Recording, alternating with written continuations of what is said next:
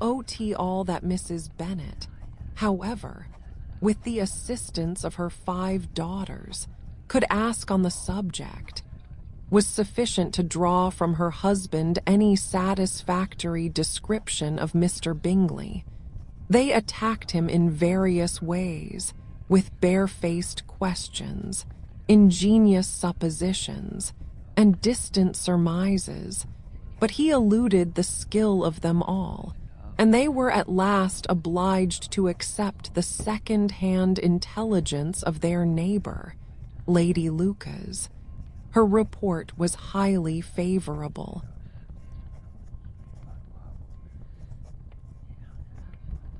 Sir William had been delighted with him. He was quite young, wonderfully handsome, extremely agreeable, and, to crown the whole, he meant to be at the next assembly with a large party. Nothing could be more delightful. To be fond of dancing was a certain step towards falling in love, and very lively hopes of Mr. Bingley's heart were entertained.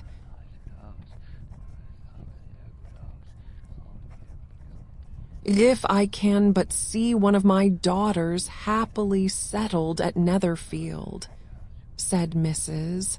Bennet to her husband, "and all the others equally well married, I shall have nothing to wish for."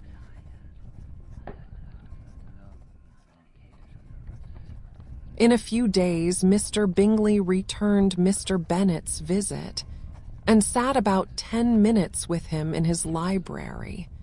He had entertained hopes of being admitted to a sight of the young ladies, of whose beauty he had heard much, but he saw only the father. The ladies were somewhat more fortunate, for they had the advantage of ascertaining, from an upper window, that he wore a blue coat and rode a black horse.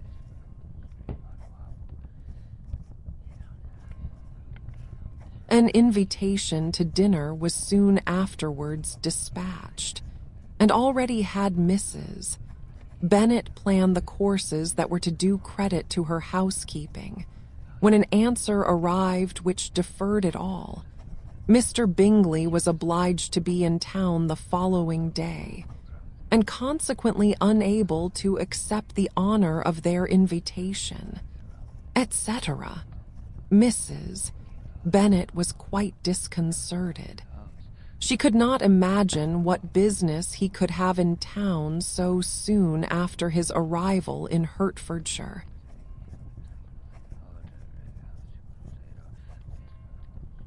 And she began to fear that he might always be flying about from one place to another, and never settled at Netherfield as he ought to be. Lady Lucas quieted her fears a little by starting the idea of his.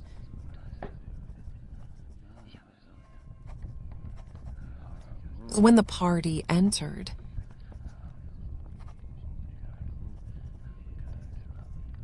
copyright 1894 by George Allen.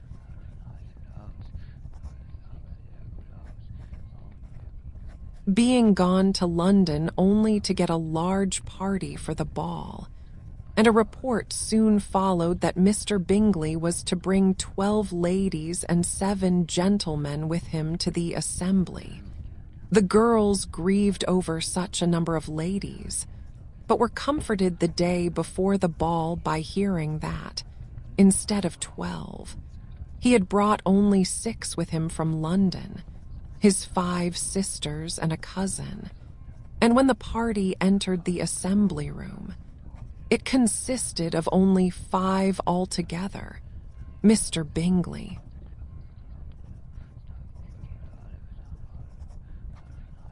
his 2 sisters, the husband of the eldest, and another young man.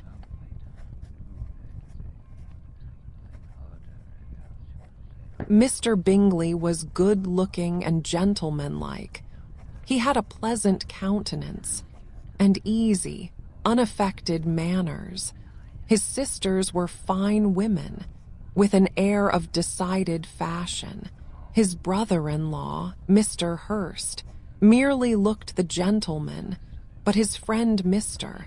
Darcy soon drew the attention of the room by his fine, tall person, handsome features, noble mien, and the report, which was in general circulation within 5 minutes after his entrance.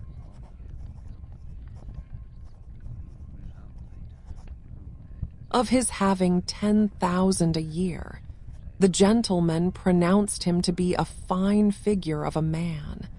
The ladies declared he was much handsomer than Mr. Bingley, and he was looked at with great admiration for about half the evening, till his manners gave a disgust which turned the tide of his popularity, for he was discovered to be proud, to be above his company, and above being pleased, and not all his large estate in Derbyshire could save him from having a most forbidding,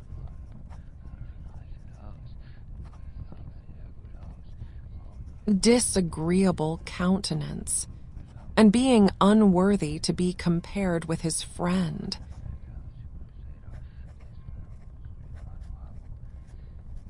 Mr. Bingley had soon made himself acquainted with all the principal people in the room.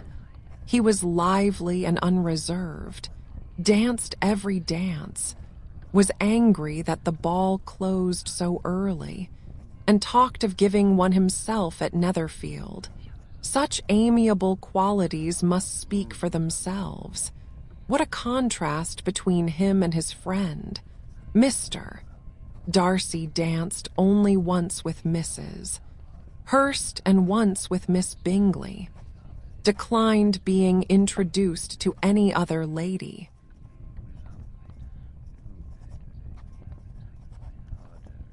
And spent the rest of the evening in walking about the room, speaking occasionally to one of his own party. His character was decided. He was the proudest, most disagreeable man in the world, and everybody hoped that he would never come there again.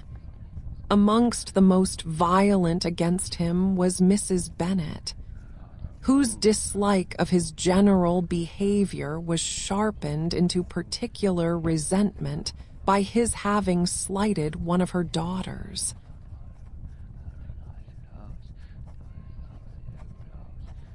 Elizabeth Bennet had been obliged, by the scarcity of gentlemen, to sit down for 2 dances, and during part of that time, Mr.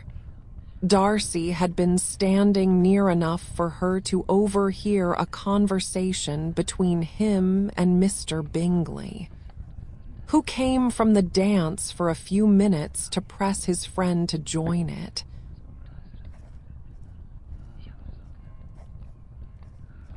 "Come, Darcy," said he, "I must have you dance. I hate to see you standing about by yourself in this stupid manner.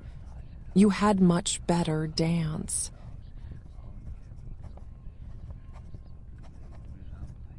"I certainly shall not. You know how I detest it, unless I am particularly acquainted with my partner. At such an assembly as this, it would be insupportable. Your sisters are engaged, and there is not another woman in the room whom it would not be a punishment to me to stand up with."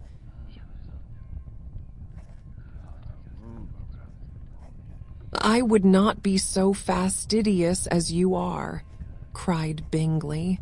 "For a kingdom, upon my honor, I never met with so many pleasant girls in my life as I have this evening, and there are several of them, you see, uncommonly pretty."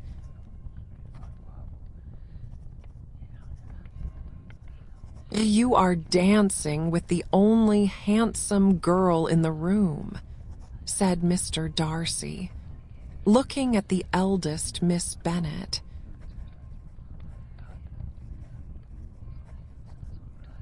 "Oh, she is the most beautiful creature I ever beheld. But there is one of her sisters sitting down just behind you, who is very pretty, and I dare say very agreeable. Do let me ask my partner to introduce you."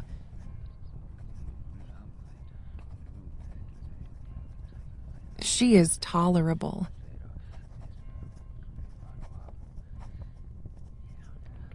Copyright 1894 by George Allen.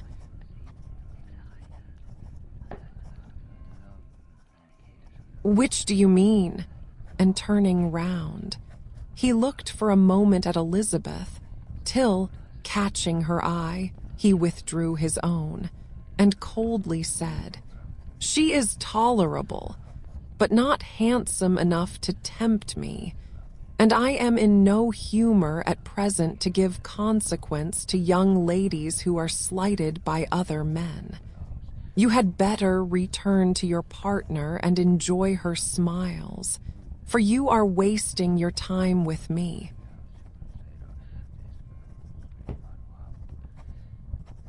Mr. Bingley followed his advice. Mr.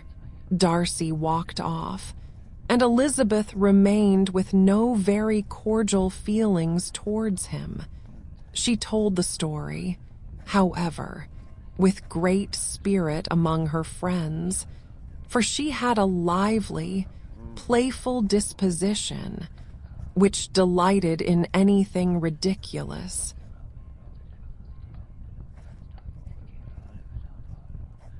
The evening altogether passed off pleasantly to the whole family.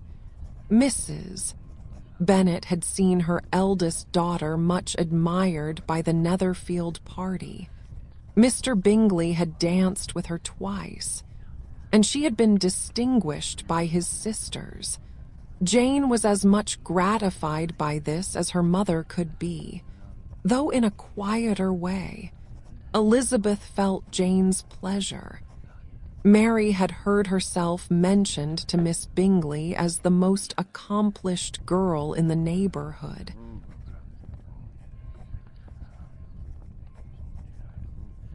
And Catherine and Lydia had been fortunate enough to be never without partners, which was all that they had yet learnt to care for at a ball.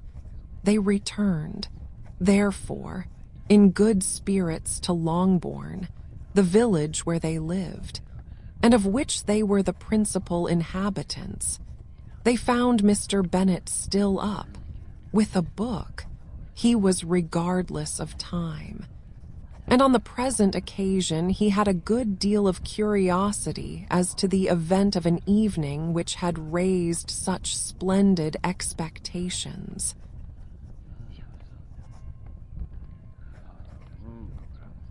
He had rather hoped that all his wife's views on the stranger would be disappointed, but he soon found that he had a very different story to hear.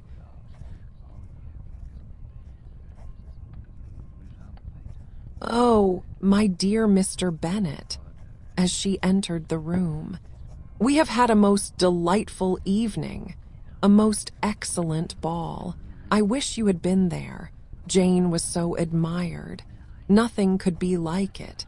Everybody said how well she looked. And Mr. Bingley thought her quite beautiful, and danced with her twice. Only think of that, my dear.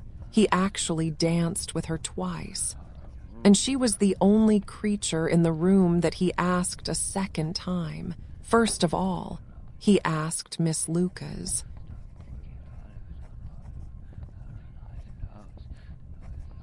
I was so vexed to see him stand up with her.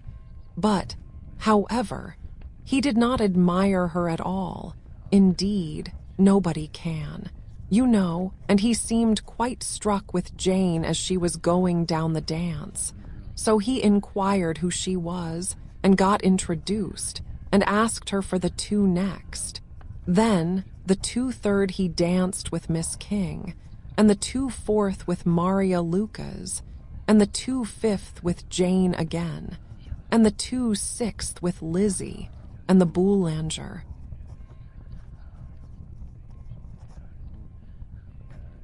If he had had any compassion for me, cried her husband impatiently, he would not have danced half so much. For God's sake, say no more of his partners. Oh, that he had sprained his ankle in the first dance.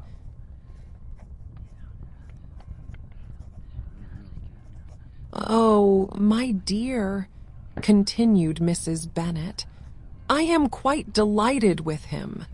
He is so excessively handsome, and his sisters are charming women. I never in my life saw anything more elegant than their dresses. I dare say the lace upon Mrs. Hurst's gown.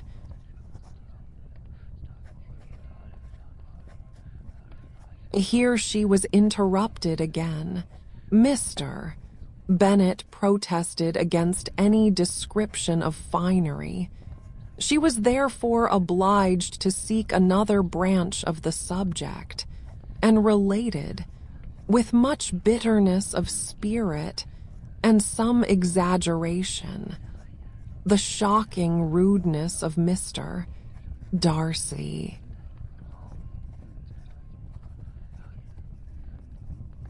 But I can assure you, she added, that Lizzie does not lose much by not suiting his fancy, for he is a most disagreeable, horrid man, not at all worth pleasing, so high and so conceited that there was no enduring him.